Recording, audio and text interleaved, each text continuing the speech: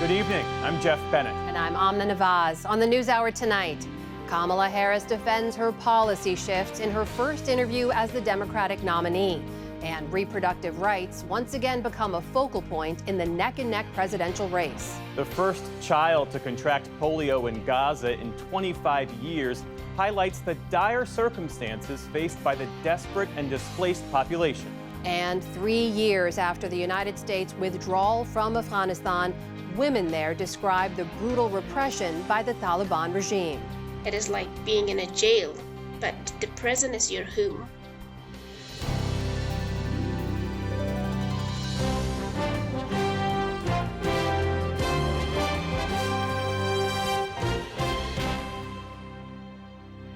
Major funding for the PBS NewsHour has been provided by the ongoing support of these individuals and institutions, and friends of the NewsHour, including Jim and Nancy Bildner, and the Robert and Virginia Schiller Foundation, the Judy and Peter Bloom Kovler Foundation, upholding freedom by strengthening democracies at home and abroad.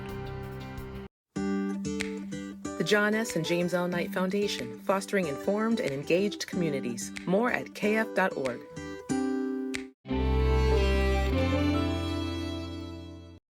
And with the ongoing support of these individuals and institutions.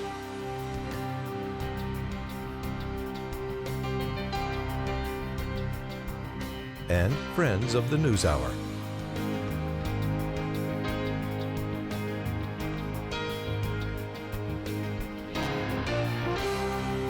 This program was made possible by the Corporation for Public Broadcasting and by contributions to your PBS station from viewers like you. Thank you.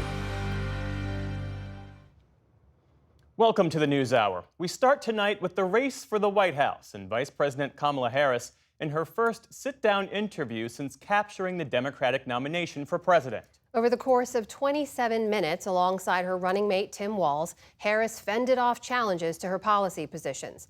And she tread a thin line between being a change candidate and carrying on the legacy she's forged with President Biden.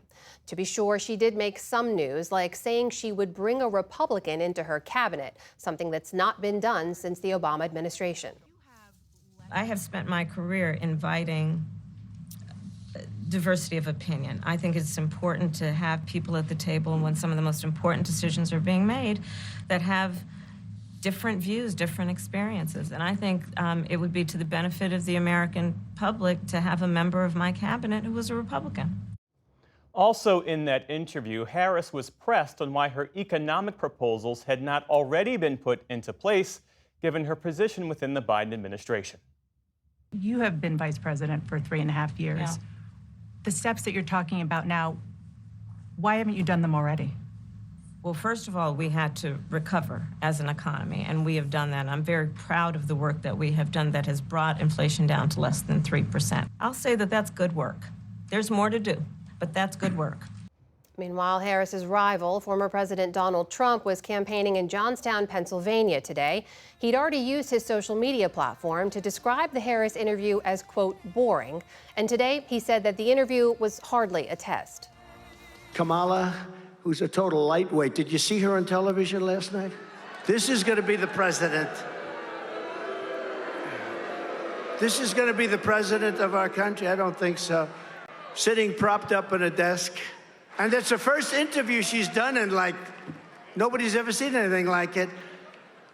And if you're too weak to do a one-on-one interview with a person that was so soft. Tonight, Mr. Trump speaks to the right-wing Moms for Liberty group in Washington, D.C. And on Monday, Vice President Harris will appear alongside President Biden for a Labor Day event in Pittsburgh. It'll be their first campaign event together since her nomination. Also today, a Russian-guided bomb attack on Ukraine's second-largest city killed at least 5 people and injured dozens more. Authorities in Kharkiv say the bombs hit 5 locations across the city, including a playground where at least 1 child died. Others were killed in a nearby apartment building that caught fire as a result of that attack. Meantime, in Washington, Defense Secretary Lloyd Austin met with his Ukrainian counterpart today and condemned Moscow's recent wave of strikes on civilian infrastructure. Let me be clear. It is never acceptable to target civilians. And Ukraine's resilience will help it prevail over Putin's aggression and atrocities. Separately, Ukraine's president has fired the country's Air Force commander after an F-16 warplane supplied by Ukraine's Western allies crashed earlier this week. U.S. experts have joined the investigation into why the jet went down during a Russian missile and drone barrage on Monday. Shifting to the Middle East, the Israeli military says it killed a top commander and 2 of his associates during a third day of operations in the occupied West Bank. Video today caught smoke rising over the city of Jenin as Israeli police vehicles patrolled on the ground. Israel says the raids have killed at least 19 people since Tuesday, most of them militants. Residents of Tulkarm returned today after Israel withdrew from the area, finding their homes reduced to rubble. Here where you are filming was the house of an old woman. Since the first moment of the raid, they destroyed the house, and then they entered the house behind us. There were walls and a road here. They destroyed them too. Meantime, in Gaza, an aid group says an Israeli airstrike killed several people when it struck a convoy that was carrying medical supplies to a hospital. They say the dead were employees of a local transportation company and the strike came without warning. Israel claims gunmen had seized the convoy and were the target of the attack. Investigations are ongoing. Maryland's Supreme Court has ordered a redo of the hearing that freed Adnan Syed over concerns about the rights of the victim's family. It's the latest twist in a legal drama that was the focus of the Serial podcast, which propelled the case to national attention. Syed was convicted more than 2 decades ago for killing his high school ex-girlfriend. He was freed in 2022, only to have his conviction reinstated a year later. One of the dissenting judges in today's ruling did not mince words, writing that the case is, quote, a procedural zombie. It has been reanimated despite its expiration. Syed will remain free as a lower court considers whether to throw out his conviction. Now on Wall Street today, stocks ended the week with solid gains. The Dow Jones Industrial Average added more than 200 points to close at a new record high.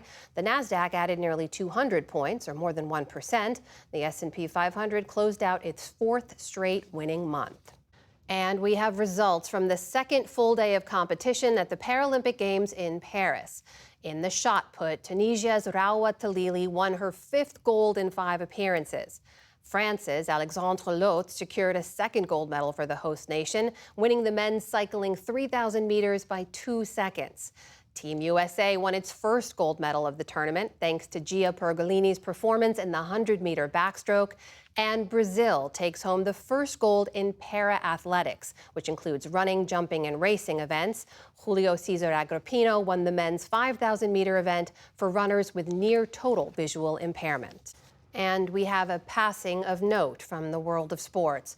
NHL player Johnny Gaudreau and his brother were killed last night by a suspected drunken driver as they were riding bicycles in their home state of New Jersey. Known as Johnny Hockey, Gaudreau played 11 seasons in the NHL, most recently with the Columbus Blue Jackets. He was known for his speed on the ice, for his positivity, and his love of the game. LeBron James and former New Jersey Governor Chris Christie are among those who've paid tribute. Gaudreau was in New Jersey to be a groomsman at his sister's wedding this weekend. Johnny Gaudreau was 31 years old. His brother Matthew was 29. Still to come on the News Hour, how the United States' complex system of insurance and mental health care makes finding help so difficult. David Brooks and Kimberly Atkins Storr weigh in on the week's campaign headlines. And we hear from young Afghan musicians who were forced to flee their country after the Taliban takeover. This is the PBS NewsHour from WETA Studios in Washington and in the West from the Walter Cronkite School of Journalism at Arizona State University. The World Health Organization is leading an effort to start vaccinating children in Gaza this Sunday against polio. Israel and Hamas have agreed to have 3-day pauses in the fighting in different zones so health workers can distribute the vaccine. It comes amid the massive destruction of Gaza's healthcare infrastructure and after health officials detected the first polio case there in 25 years. In a refugee camp in the central Gaza Strip, a once vibrant baby boy now sits paralyzed in his car seat. 10-month-old Abdul Rahman is Gaza's first confirmed case of polio in a quarter century. The anguish clear in his mother's voice. He's my only baby boy. It's his right to walk, run, and move like before. It's his right to get the proper treatment, travel, get out, and get his chance in life. Nearly a year of displacement and destruction prevented her child from receiving a polio vaccine. We were displaced from the north to the south, from one place to another. Abdul Rahman did not get his vaccinations. Now, as fighting drags on and the death toll in Gaza eclipses 40,000, authorities are scrambling to prevent the full-blown outbreak that the United Nations and health officials have been warning about for months. We're calling for calm, we're calling for humanitarian pauses that will allow the vaccination programs to pass and be implemented successfully. Israel and Hamas have agreed to a series of humanitarian pauses in the fighting, as the UN attempts to vaccinate more than 600,000 Palestinian children under the age of 10. Over 1 million doses of the polio vaccine have now been shipped into Gaza, and more than 2,000 health workers will conduct the operation.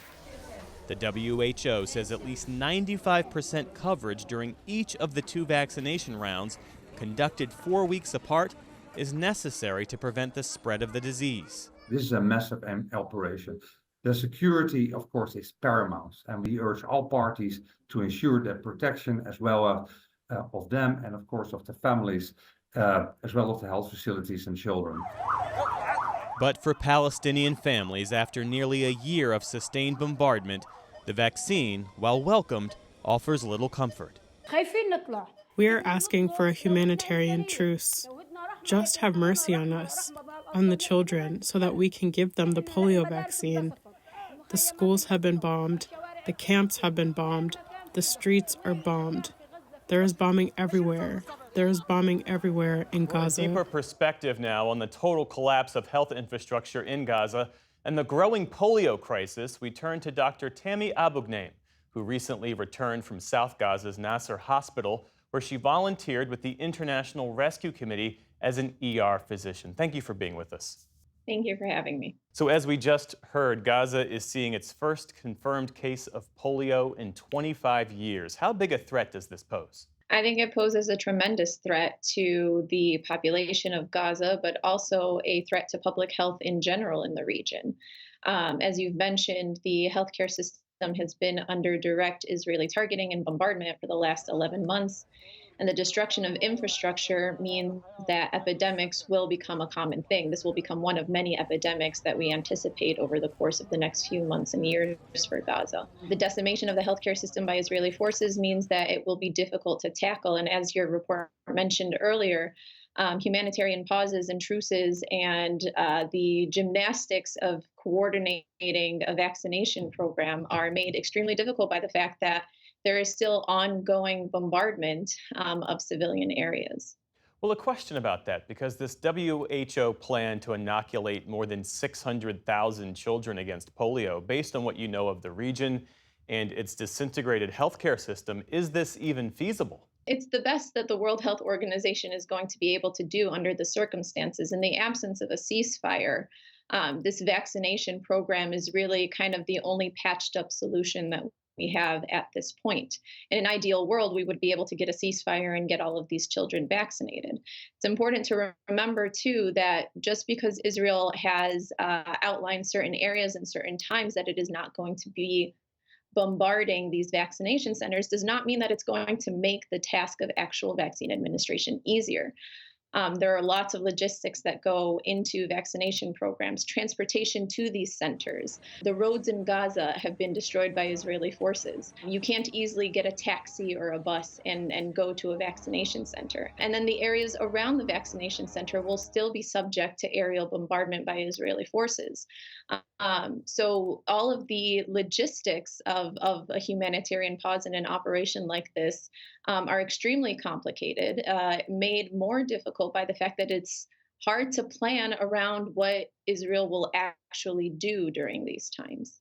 You have been to Gaza twice in the last few months. You've served at both Al-Aqsa Hospital in central Gaza and the Nasser Hospital in the south. How would you describe the health and humanitarian conditions? I mean, I would describe it in the way that every humanitarian aid worker who has returned describes it. It's catastrophic, and it's unacceptably catastrophic. There seems to be this floating idea that, oh goodness, the healthcare system is decimated, is incapacitated, it's crippled, but it's still somewhat functional, but it is not nearly at the capacity that it should be. And it is not the spontaneous natural disaster that's happened to Gaza. It's the result of deliberate targeting and strikes. And so the things that we're seeing at Al-Aqsa Hospital and Nasser Hospital are shortages of supplies because Israel restricts the amount of entry, both of supplies and personnel that can come in. So on any given day when I was in the emergency department, we didn't have a sufficient number of tourniquets. We were reusing supplies that technically should not be reused, like ventilator supplies, intubation stylets. We were using giant rubber bands as tourniquets. Specialized surgical equipment not being available is also a problem because a lot of these patients require surgical intervention, and they're simply not able to get it. And these are all the direct result of Israeli imposed restrictions. What do you carry as a health professional having worked in Gaza? I mean, having worked in Gaza and come back from my second mission, the things that stay with you are really the stories of the people.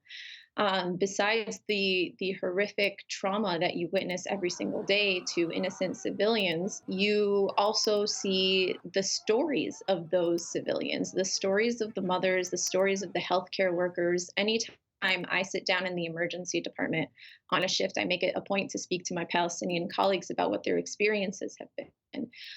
Many of my Palestinian colleagues have been kidnapped by Israeli forces during the siege of Nasser Hospital, during the siege of Shifa Hospital. And they tell me horrifying accounts of torture that they suffered because they were healthcare workers. Human Rights Watch recently released a report on this, the targeting and the torture of healthcare workers throughout the Gaza Strip, and their stories are in line with everything that's described in that report. So really the scars that you carry coming out of Gaza doing humanitarian aid work is the scars of the stories that people will tell you of the suffering that Israel has inflicted on them. Dr. Tammy Abugnaim, thank you for making time for us in between your shifts there back home in Illinois. Thanks for being with us. Appreciate it. Thank you.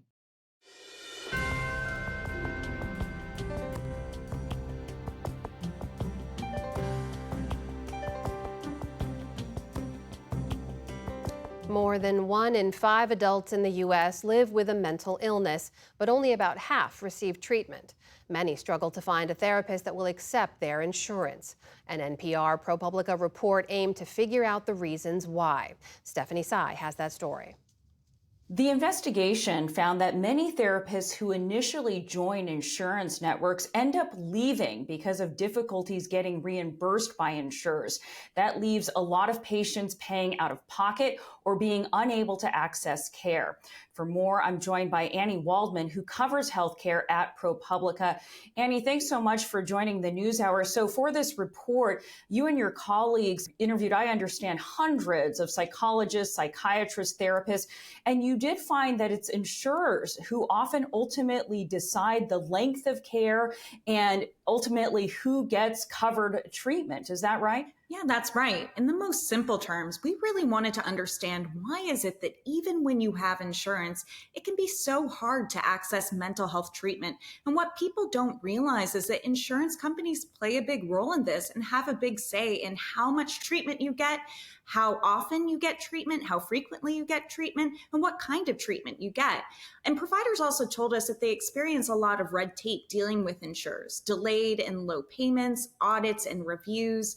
Therapists really told us that they tried to stay in network. They are committed to their patients, are committed to delivering mental health care, but these practices from insurance companies are squeezing them out. So there's red tape, there's bureaucracy in having to file these claims, and there's also what you describe as below market rate reimbursement from insurers, therapists that describe having their rates not shift in years. And obviously we all know inflation's been a factor, but that reimbursement rate has stayed the same. Yeah, that's right. You know, in a lot of our interviews, therapists told us about how their rates have been largely stagnant and notoriously low. Therapists on average earn about $98 for a 45-minute session of therapy from commercial insurers. But if they went out of network, they could get double that. So a lot of providers say that it's just not sustainable for them to stay in network and get these rates that are really low, in which all of their expenses of, their office, their own health insurance, they can't keep up with them.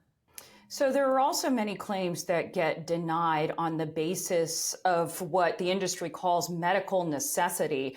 You spoke to a therapist who experienced that. Here's what Anna Denoto, who provides therapy for children with autism, had to say. They started to say that the amount of time we spend with the patient wasn't supported by the documentation. And so it's things like that where they say, well, you're not demonstrating medical necessity, but then they won't give you what the rubric is for medical necessity. Annie, in disputes over what is medically necessary, I understand that there are not clear guidelines in mental health care the way there may be in physical health care. Is that the crux of the problem? Yeah, the term medical necessity is frequently used by insurers to deny claims. Many people assume that if your mental health provider believes that you need a certain type or length of treatment, that they are the expert and they should have the final say. But our reporting found that's not entirely true, that insurance companies generally face few limitations on how they define what kind of care is medically necessary. And they sometimes even create their own internal standards instead of relying on the ones developed by nonprofits or professional medical societies. And these standards can be used to challenge diagnoses or treatment plans, which can lead to denials of care. You also report instances when the therapists were told by insurers to spend less time with patients who the therapists, as you call them, the experts, felt needed long-term care. Again, here's what Anna Denoto said. It's really concerning and unethical in many ways, in my opinion, because it's like saying to a surgeon, we're going to give you 4 hours to be able to do open heart surgery. And sorry, not sorry. Like, if you can't finish, we don't know what to tell you. Anna Denoto was not alone. You interviewed dozens of therapists, some of whom felt that insurers were reducing care for patients who were even on the edge of self-harm, even suicide. So what impact did the therapists describe these insurance policies could have on their patients? Yeah, what's so striking from what Anna Denoto experienced is that under the Mental Health Parity and Addiction Equity Act, which is also known as MAPIA, it's a federal law that requires insurance companies to provide the same access to mental health and physical health care. But we heard numerous stories from patients and providers about how mental health care was discriminated against and often scaled back in ways that medical care may not be. For example, if you have cancer and your doctor says that you need chemotherapy, an insurance company likely wouldn't say, well, you can only have that chemotherapy if you first try a less aggressive, less intensive, less costly medication first and show that it doesn't work. But with mental health care, we heard stories of scaling back care for acute disorders often. Someone in the midst of a mental health crisis who needed intensive treatment, and then the insurer will only improve coverage for a less intensive treatment first. Such limitation means patients can risk bodily harm or even death through overdose or suicide. What do insurance companies tell you by way of explaining these reimbursement and care issues? Yeah, we reached out to several insurance companies for our reporting, and they told us that they are committed to ensuring access to mental health providers. They also emphasized that their plans are in compliance with state and federal laws. Insurers also said that they have practices in place to make sure reimbursement rates reflect the market value to support and retain providers, which they're continually trying to recruit. But that doesn't match up with what we heard from therapists or the previous analyses that policy experts have done and mental health advocates have done. Annie Waldman with ProPublica. Thank you so much for joining the NewsHour and sharing your reporting with us. Thank you for having me.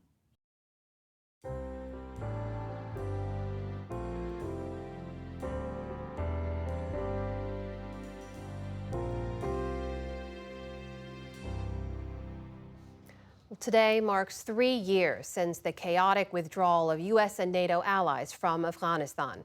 It also marks 3 years of intensifying repression of women under the Taliban regime, what the UN has described as a, quote, striking erasure of women from public life.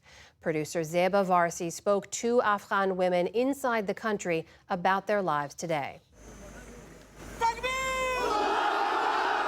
Once the hub of U.S. troops in Afghanistan, Bagram Air Base is now the Taliban stage. A show of force with abandoned U.S. and NATO equipment. In 2021, a different scene here, as desperate Afghans clung to airplane wings during a chaotic U.S. withdrawal. This month, the Taliban draped the streets with their flags, marking 3 years in power. Missing from these scenes, Afghan women, who say they're being erased from public life in a wave of Taliban restrictions. It is like being in a jail, but the prison is your home. We're calling this woman Sarah to protect her identity. Women in Afghanistan, including girls as young as 10, are now banned from attending schools and colleges. A new law passed last week states women are forbidden from looking at men they're not related to and banned from being heard in public. Sarah spoke to us from an undisclosed location in Afghanistan. You're not allowed to go to restaurants or university, nowhere but just your home, because they say the best place for women and young girls is their home. But Sarah, a teacher, refuses to relent.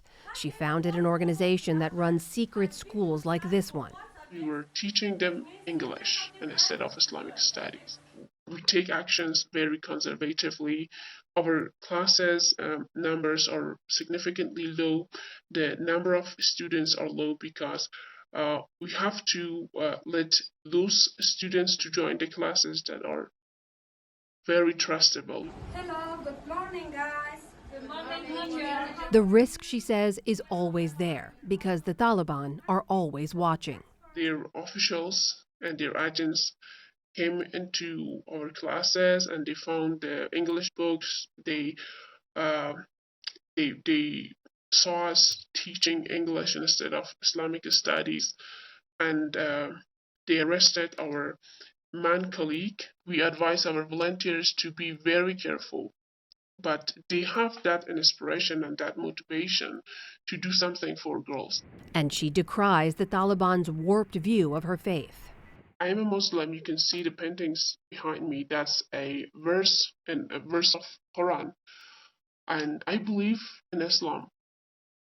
I haven't read in Quran any banning on women's education. What the Taliban are not Islam. They're not Muslim, and they're just extremists. They're radicalists. Sarah is not alone in her defiance. Online, videos surface of Afghan women defying Taliban law and singing in public.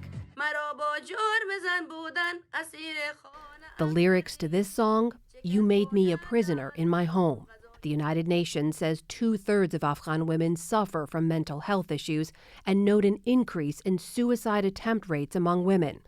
A stolen future has left this woman we're calling Roya with dimmed hopes. One of my fears is that all of my education become nothing. I cannot use my knowledge. I cannot continue my education. I cannot work in the society. Once an economics student, she's now a teacher for an online school. Banned from public life, she was forced to take up sewing lessons, a permitted activity by the Taliban. But she's not abandoning her dreams.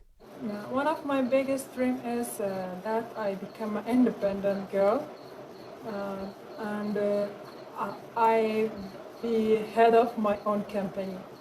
And inshallah, I never give up for my trying. I try my best to achieve my dreams. Sarah says secret schools like this are one way to fan the flames of a generation of young girls' dreams. That's why we have to take the risk. It could be a punishment, it could be maybe a death threat, it could be arresting, anything, but we have to take the risk. Joining me now is Afghan education activist Pashtana Durrani. She's the founder of Learn Afghanistan. That's a grassroots group working to expand education access there. She's currently a visiting fellow at Wellesley College's Centers for Women. Pashtana, welcome back. It's good to see you. Thank you for having me. So you, of course, had to flee Afghanistan after the Taliban reclaimed power, but you're still regularly in contact with many women and girls there. You heard what these women had to say about their lives today. What else do you hear from women and girls on the ground? I think the one thing I really want to highlight is the fact that women and young girls still want to go to school. They still want to work. They still want to breathe the fresh air and go to parks and enjoy going to salons and stuff. But the only thing that you hear from them is how suffocating it is, how it's an open-air prison, and how they are not allowed to do anything but breathe. You found a way to remarkably continue to run your schools in secret in Afghanistan, not on the scale you could when you lived there, when the Taliban weren't in power. But what are you able to do there today? How is that running?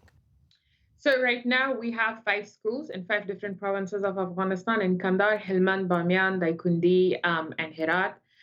We're hoping to expand to other provinces, and we're in the midst of it. We have around 661 students since last we spoke.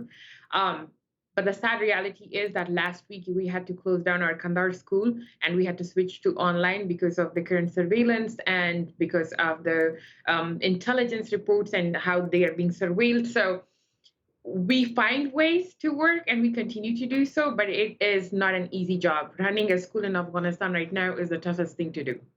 The longer they're in power, it feels like the more restrictive the Taliban get, with women and girls in particular. So what does that mean for the future of your schools? I think 2 things. The first is that Afghan women, given that we are very resourceful, we have to be more innovative in ways we approach everything in Afghanistan: education, healthcare, human rights, women rights, mental health spaces. Afghanistan is right now the country that has the highest suicide rates for women. So it's all of that all together. But then at the same time, when we look at it to other countries, do we really need to fight for education instead of just being able to go to school or teach in a school or just go to work, just like other Muslim countries are allowing their own women to do that? So it's 2 things. But then at the same time, I'm also thinking the Taliban are not clever enough. They're coming up with the weird ways to impose their power. I mean, tell me one single woman who has been innocent in the past 20 years or in the past 3 years. Tell me about women who have been loud about any of the things. So I also find it very funny when they come up with these decrees. I'm like, they really need to be innovative with these things, but they're not. So it's restricting. It's going to get more restricting, but they're running out of things to ban anymore. Well, what about when it comes to international pressure or U.S. pressure? Does anyone that you talk to there on the ground, or do you yourself think that that kind of public pressure that we haven't really seen, especially from the U.S., could get the Taliban to reverse course in any way? I think right now the U.S. has found like one cheap watchman for Afghanistan. As long as it doesn't do anything outside of Afghanistan, whatever they do that abuses anything, it's okay for them. And I think that has been the attitude towards Afghanistan so far for the past 3 years. And that's going to continue because the UN literally brought them into Qatar and talked to them without even recognizing and bringing in Afghan women. That has happened in the past 3 years, and even before that in Qatar. They have offices all over. They are being recognized in all these countries. So I think the US is complacent in many ways. Like they don't want to even, like, you know, they are turning a blind eye every time an ambassador is accepted in other countries. The US doesn't say anything or do anything. I don't think their engagement will bring any changes either. You know, when the Taliban came back to power, and they threatened you, we should point out, which is why you were forced to leave, and I know you were reluctant at the time. We'd spoken before and since. But when you look at what has happened under Taliban rule in the last 3 years, do you ever think about what it would have meant if you'd stayed? What would have happened? This morning, there was one of my friends posted this reel, and it said that imagine another time where we didn't leave home. And it was all beautiful sceneries of Afghanistan and the actual national flag of Afghanistan. And I thought to myself, I was like, imagine if we all had stayed, right? But the Taliban were not in power. Afghanistan might have been a different place. But then at the same time, if we all had stayed, would we have made it out? Would we have been doing all the things that we do right now? Would I be running schools, or would I be literally begging for documentation in the neighboring countries? Would I even be alive? Like, all of those things. So it's hard to imagine, but it definitely takes a toll on you. That is Bashana Durrani, founder of Learn Afghanistan, currently at Wellesley College's Centers for Women. Bashana, good to speak with you. Thank you. Thank you.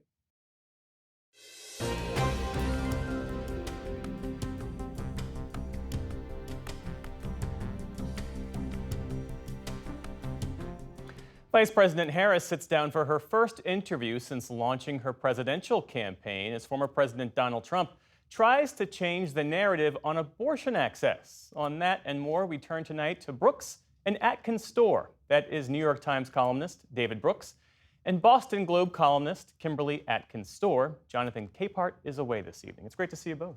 Good to see you. Yeah. So it would appear that Donald Trump is having trouble staking out a consistent stance and message on abortion access and reproductive rights. David, just yesterday, in an interview with NBC News, he slammed Florida's 6-week abortion ban as being too restrictive. He says it's too short. He said, "I want more weeks." That was a direct quote. Today, he tells Fox News that he's going to vote to uphold that same ban when it comes up for a vote as a ballot measure come November. It would seem that he's struggling to find an answer for this environment that he's created. Yeah, well, Donald Trump has two principles here. One is the Republican Party is pro-life, and two, it's not a good way to get elected president. And so he seems to be toggling between the two. And if I were him, I would just stick to the pro-life position. You know, he appointed the judges that did Dobbs. He's effectively a pro-life person. His party's a pro-life party. He should just simply stick with the pro-life. But he can't help it when he wants to position himself more favorably, he shifts. But this was the first time when he shifted, saying 6 weeks was too short, or really trying to push the Republican Party in a pro-choice direction. This was the first time I really saw social conservatives furious and just putting tremendous pressure on him not to do this. And so usually they just get in line, but this time they really were mad. What about that, Kimberly?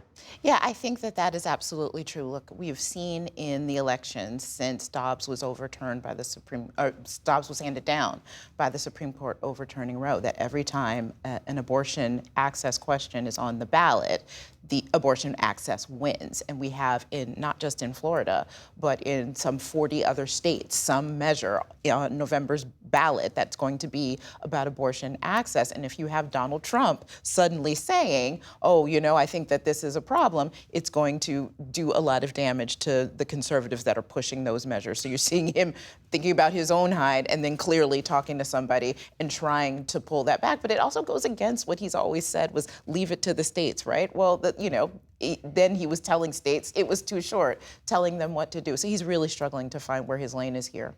He's also talking about access to IVF because in that same NBC News interview, he's saying that if he's reelected, his administration would not only protect access to IVF, but would also have either the government or insurance companies cover the cost. Take a listen. Under the Trump administration, we are going to be paying for that treatment. So we are paying for that treatment. All Americans who want it? All Americans that get it, all Americans that need it. Now, neither he nor his campaign have offered any specifics about how this would work or how you'd pay for it. IVF is not cheap. Per patient, per cycle, it's roughly $20,000. What's he trying to accomplish here? Get elected, and so it's just, I mean, he tweeted out a couple, Truth Social doubt, something saying women will have complete reproductive freedom under my administration. And so on this IVF issue, that's obviously an issue where Americans are more supportive, and abortion is obviously complicated.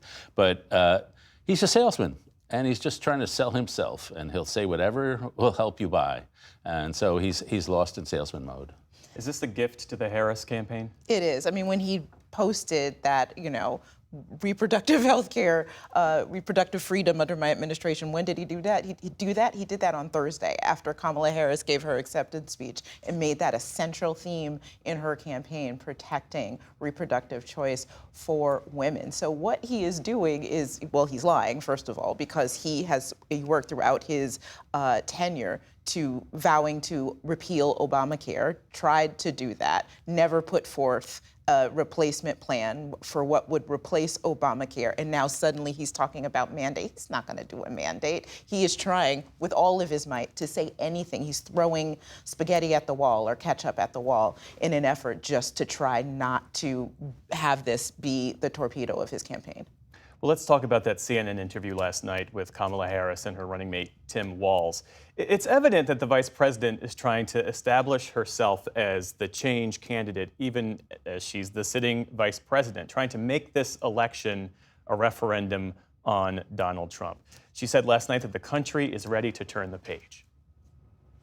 I think that people are ready for a new way forward. In a way that generations of Americans have been fueled by hope and by optimism. I think, sadly, in the last decade, we have had in the former president someone who has really been pushing an agenda and an environment that is about diminishing the character and the strength of who we are as Americans, really dividing our nation, and I think people are ready to turn the page on that. So what about that, David? Can she have it both ways, be a change candidate while also serving as vice president? Yeah, first I thought she did a very credible job. I mean, the most important thing was, can people look at that person and say, well, could be president? And I think she passed that test. She seemed self-assured. She was in control. I think she's right to drop all her 2019 positions, basically.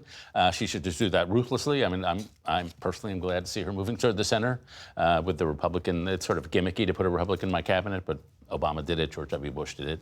And so it's a gesture toward the center. As for the change, I do think there's peril here. It's a tradition. A lot of vice presidents sitting vice presidents run for president. That happens a lot in American history. Most of them lose. And they lose because they're not willing to break with the current administration. And if you want to be a change agent, it's good to say, we have to have a new path forward. There has to be some substance to it. And if you're just embracing the Biden agenda up and down the line on economic policy and everything, it's not a change. And so I think eventually she has to show some substantive change and not just rhetorical change. Yeah, I think it's a little different here. Yes, vice presidents have not done well when they've run for president, but that's often after 8 years of the other president running. This is after 4. This is with a lot of people who I've spoken to who were relieved because they voted for Joe Biden thinking that he was a transitional president and were freaked out by the idea of him not. And so now they are encouraged by not just Kamala Harris, but the energy that her candidacy has created with Democrats. Are saying they haven't felt this since Obama, right? This really big change. So it is a change. She does have positions. She is staking out positions that are different from the president's, and even in centering reproductive rights in the way that she has and really taking on the issue of immigration as much as she can so far is in 5 weeks that has allowed her. So I think that there is a change. And we've also been reintroduced to Donald Trump after 4 years of being able to forget about him a little bit. So that does, I think that makes this needle she's threading between change and incumbency tough, but she seems to be hitting it right on that mark. And David, you mentioned her move toward the center. She was asked last night to explain her shifting policy stances on matters like the Green New Deal, Medicare for All, her position against fracking. Those were at the time big progressive measures. Here's how she explained herself. In 2019, you said, quote, "There is no question I'm in favor of banning fracking. Do you still want to ban fracking?" No, and I made that clear on the debate stage in 2020. What made you change that position at the time? Well, let's be clear. My values have not changed. What I have seen is that we can grow and we can increase a thriving clean energy economy without banning fracking. That line, my values have not changed, even though her stances on policy has changed. It was opportunistic in 2019. It's opportunistic now. The Democratic Party moved pretty far left on a whole bunch of issues in ways that I thought were politically suicidal. Decriminalizing the border, obviously the defunding the police, the ban on fracking. But it wasn't just her. It was all sorts of people on that Democratic debate stage as well. There were 20 people running that year. And Jim Clyburn decided, no, we can't be there. And Nancy Pelosi, too. And they said, Joe Biden. And so when it became a political option for her to go back toward the center, talk about being a prosecutor, she went that way. And so she's not the only opportunist to be a politician, but it was opportunistic. In the time that remains, I want to put a marker on something that happened this week. The U.S. Army issuing a stark rebuke of the Trump campaign over this incident at Arlington National Cemetery. The Army said in a statement, a rare statement, that the campaign was made aware of federal laws prohibiting political activity at the cemetery, and they confirmed the reporting that a Trump campaign staff, abruptly pushed aside an employee of the cemetery. This was a female employee who, according to the Times, didn't want to press charges because she was afraid of retaliation from Trump supporters. Kimberly, your thoughts on all this? You know, there was a time that being disrespectful in any way at Arlington National Cemetery, one of the most sacred places in our nation, would have put an end to a political career. But we have seen Donald Trump time and time again disparage members of the military, Gold Star families, and so this seems par for the course. I really would love to return to a time where people would look at this and in a bipartisan way, in a nonpartisan way, say this is absolutely outrageous. He is not an official at the moment. He is a civilian. He had no business being there, and he certainly didn't have any business trying to shoot a campaign video that would have knocked Kamala Harris for not being there. I mean, it's really one of the lowest political moments that I've seen in my 20 plus years in covering politics. David? Yeah, the lowest political Trump moment I've seen in the last 48 hours, I think. One of the things that strikes me, obviously, it's to transgress Arlington is a serious thing. But one of the things that strikes me is, will it have a political effect? And the answer is no. And that's partly because people are used to Trump, they like Trump, but partly it's just because of the change in our politics. And so when George H.W. Bush was running for president in 1988, he went into his convention 17 points down. And obviously he went on to win. So that's when you could have these big public swings in public opinions and daily events really mattered. That's no longer the case. David Brooks, Kimberly Atkins-Storer, it's great to see you both. Have a good Labor Day weekend. You too. Thank you, you too.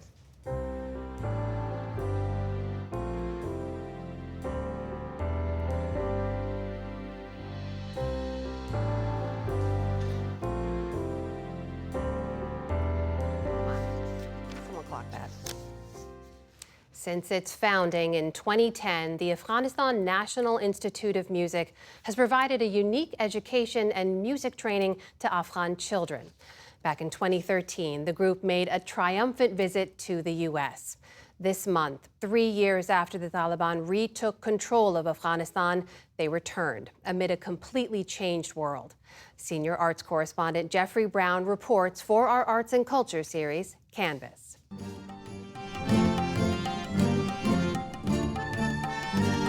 A recent evening at Washington, D.C.'s Kennedy Center for the Performing Arts.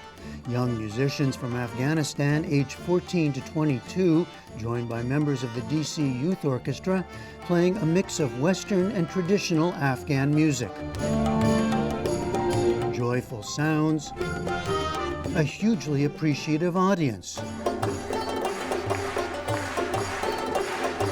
Never far off, says the founder of the Afghanistan National Institute of Music, Ahmad Sarmazd, a sense of grief and pain. We come here to let the world know that Afghanistan is today a silent nation. A silent nation? Yes, because Afghanistan is the only country today in the world where its people are denied all their music rights and cultural rights. From its founding in 2010 until the Taliban regained power and reimposed its ban on music and a crackdown on the rights of women and girls, the institute, known as ANIM, offered Afghan children a free, secular, co-educational curriculum and musical training.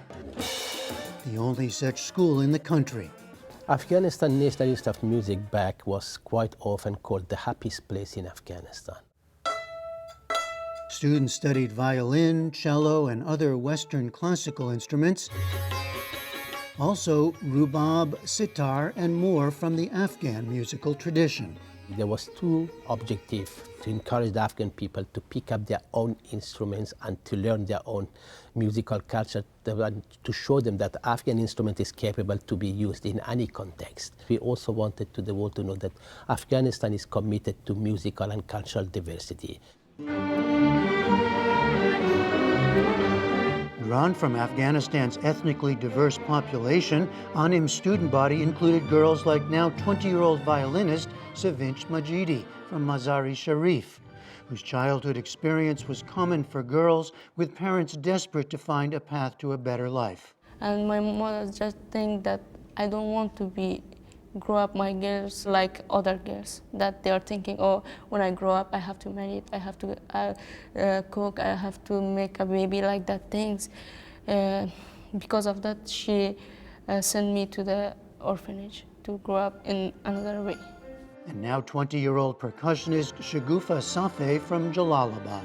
You know, we're from different cities, but we come together and we play together. Mm-hmm. So that's why we say that music has power to bring people together. Among the boys, 16-year-old Samir Akbari from Kandahar, who fell in love with the viola. It was a new instrument, but also a very new experience. Everyone was in the same class, boys and girls. They was eating together, playing together, making music together.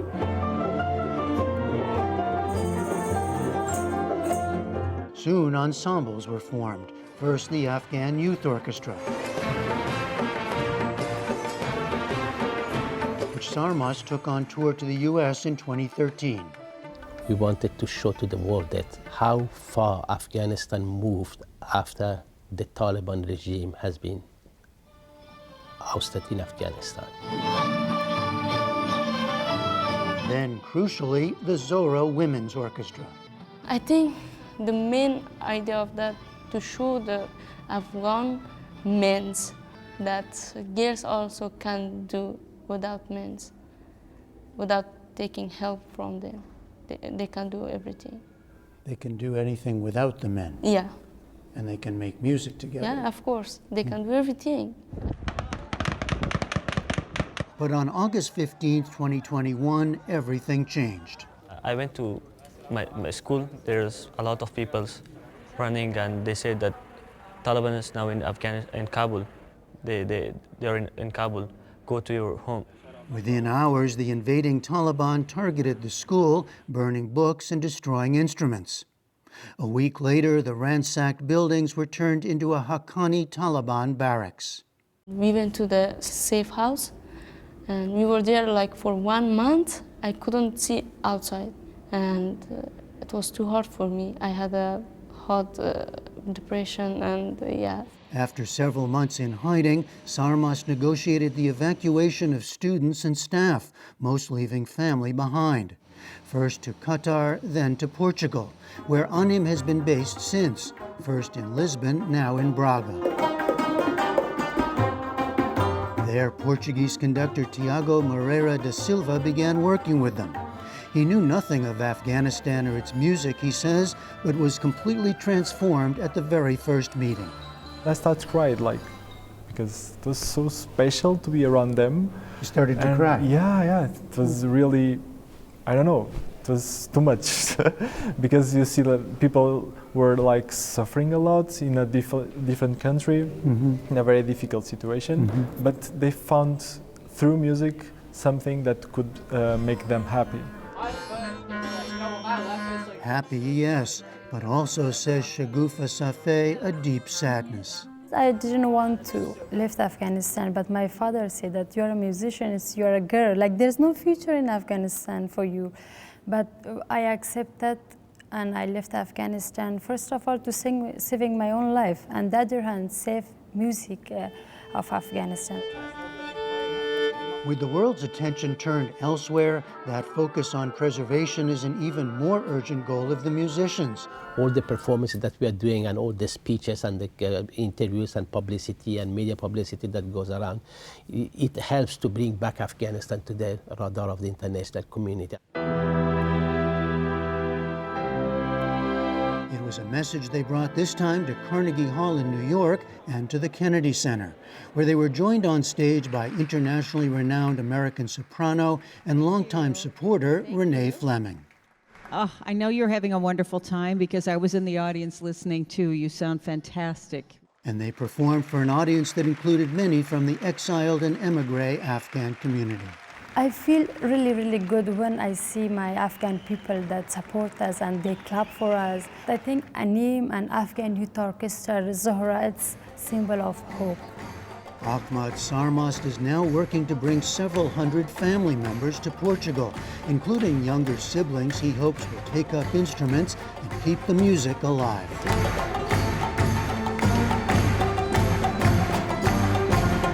For the PBS NewsHour, I'm Jeffrey Brown at the Kennedy Center for the Performing Arts in Washington, D.C.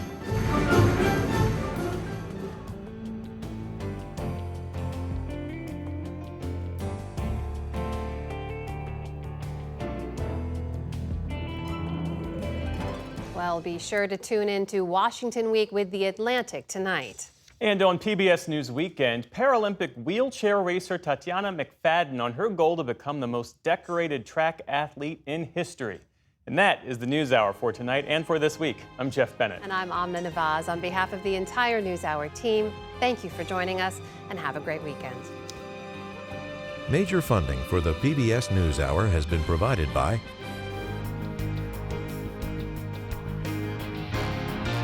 and with the ongoing support of these individuals and institutions, and friends of the NewsHour, including Kathy and Paul Anderson, and Camilla and George Smith.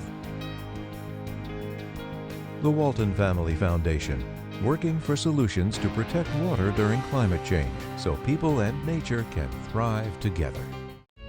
The William and Flora Hewlett Foundation, for more than 50 years advancing ideas and supporting institutions to promote a better world. At hewlett.org. And with the ongoing support of these individuals and institutions.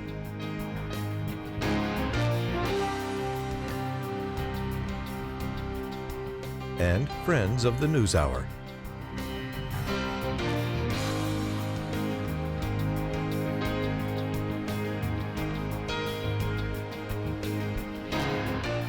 This program was made possible by the Corporation for Public Broadcasting and by contributions to your PBS station from viewers like you.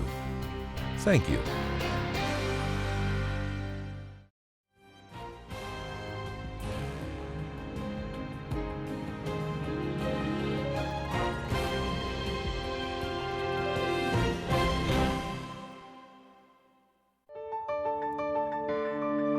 You're watching PBS.